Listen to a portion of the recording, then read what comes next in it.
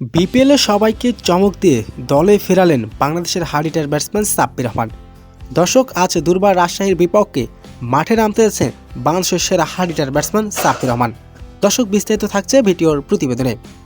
30 December থেকে শুরু হয়েছে বাংলাদেশ প্রিমিয়ার লিগ বিপিএলের এবারের আসর।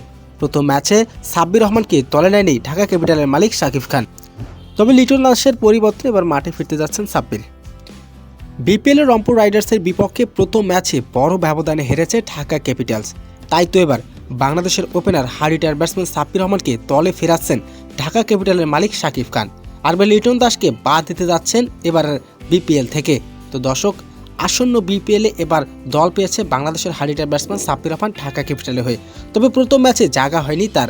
তাই তো এবার দুর্বার রাজশাহীর বিপক্ষে আজ মাঠে নামতে যাচ্ছে বাংলাদেশের সেরা হার্ড-হিটার ব্যাটসম্যান সাব্বির রহমান। তো দর্শক, আসন্ন বিপিএলে আজ প্রথমবারের মতো মাঠে নামবেন সাব্বির।